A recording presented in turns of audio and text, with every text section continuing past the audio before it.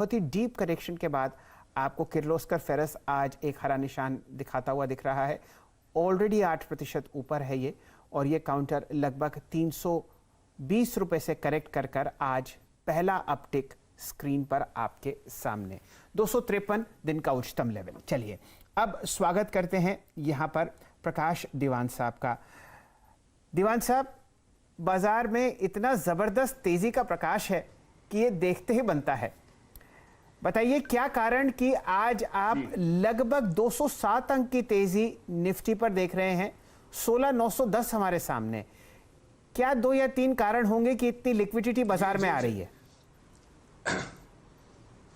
बिल्कुल शैल जी, देखिए जो एक असमंजस का जिसका खुलासा हुआ और बहुत साफ ये दर्शाया गया कि अगर पेपर होता है यानी बॉन्ड की जो बाइंग फेड कर रही है उसको रोकने की या उसके थमने की आशंका जो है वो एंड ऑफ द ईयर के बाद ही होगी, उससे पहले इतनी उम्मीद अब बन नहीं रही है।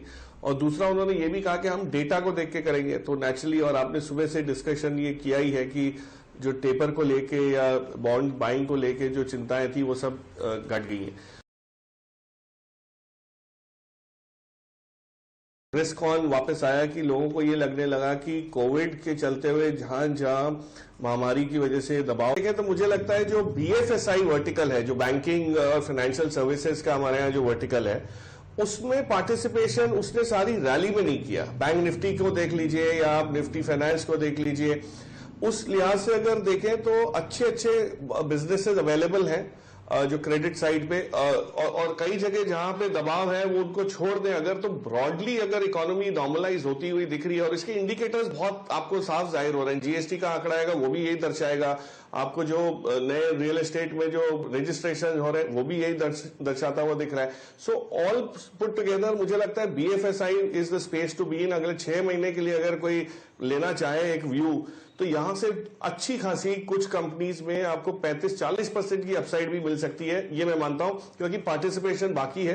और जो नॉर्मलाइजेशन की वजह से इकोनॉमी में सबसे पहला असर आपको दिखेगा, चाहे वो मैन्युफैक्चरिंग से आए चाहे सर्विसेज से आए, वो आपको बैंकिंग की साइड दिखेगा। तो I am very positive on that. और काफी समय बाद ऐसा एक कन्विक्शन सा आ रहा है कि अगर कहीं लगाना है पैसा गिरावट में या आज भी इस माहौल में, तो it will be banking and financial services.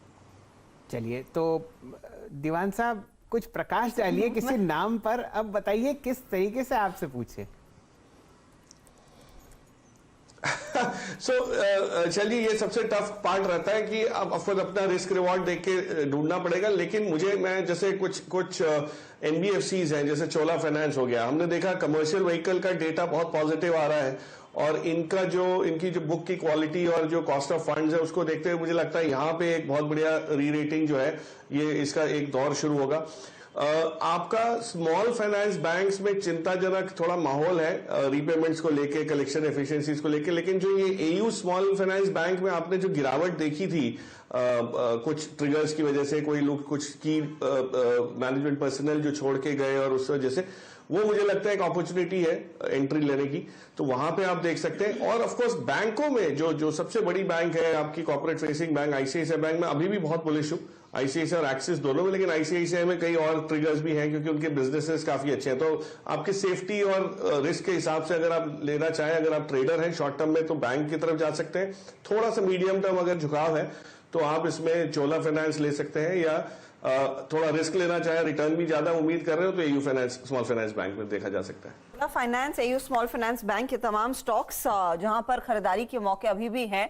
प्रकाश, एक वही क्विक सवाल मैं आपसे इसी सेक्टर पे पूछना चाहूंगी। ये आजकल फिनटेक की जगत में बाय नाउ पे लेटर का चलन इतना जोर पकड़ चुका है, उसको अडेप्ट करने में एनबीएफसीज आगे रहेंगे या फिर बैंकों में भी उतनी क्षमता है उस पर्टिकुलर सिस्टम को चैलेंज देने की?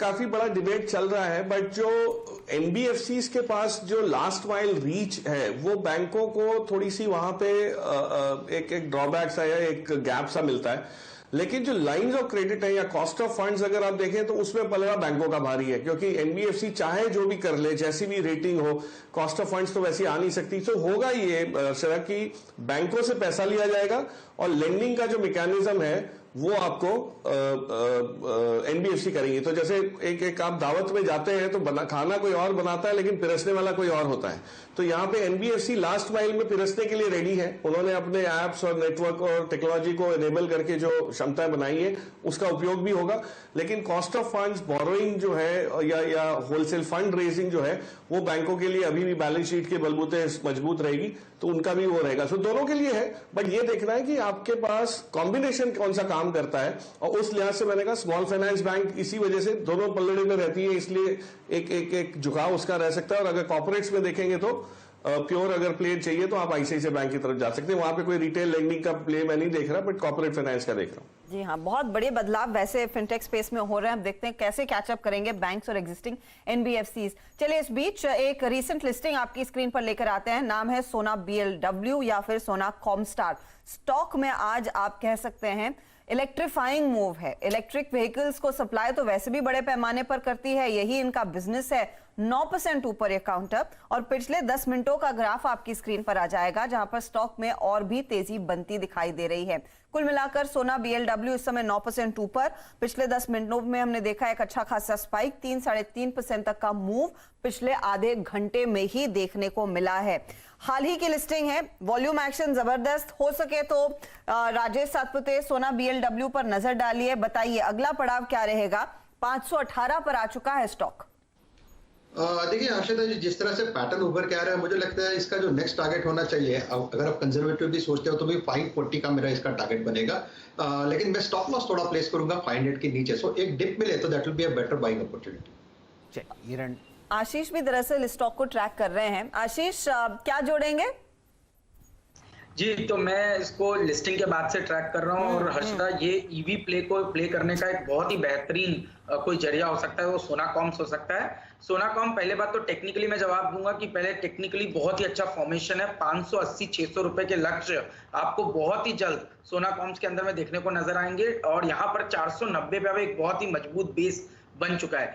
जहां तक कि इनकी ऑर्डर बुक की बात करें तो 9 टाइम्स अभी की जो करंट इनकी जो सेल्स है उसकी 9 टाइम्स ऑर्डर बुक इनके पास में है, जो इतनी एक स्ट्रॉन्ग विजिबिलिटी आपको आने वाले 6 से 7 साल की विजिबिलिटी इसके अंदर में अर्निंग्स ग्रोथ की और सेल्स ग्रोथ की बनती हुई नजर आती है। तो मेरा मानना है कि स्ट्रक्चरली ये बहुत प्रॉमिसिंग है।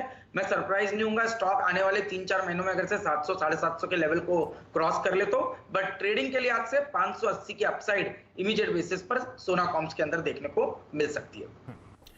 हर्षा जी, आपको याद हो तो इसका जो आईपीओ आया था उसमें कुछ ऐसा हड़कंप नहीं मचा था, बहुत शांति से यहाँ पर लिस्टिंग हुई, और अगर मुझे ठीक याद है तो सिर्फ 2-2.5 गुना यहाँ पर आईपीओ में। इनफैक्ट एक समय मुझे ऐसा लग रहा था, चर्चा भी हुई थी कि ये पूरा भरेगा या नहीं भरेगा, जी, इतना रिस्पांस मिलेगा या नहीं, लेकिन अब देखिए क्या रिटर्न्स कमा कर दिए। साथ ही साथ पूरा सेक्टर आपको यहाँ पर तेजी में चहकता हुआ दिख रहा है।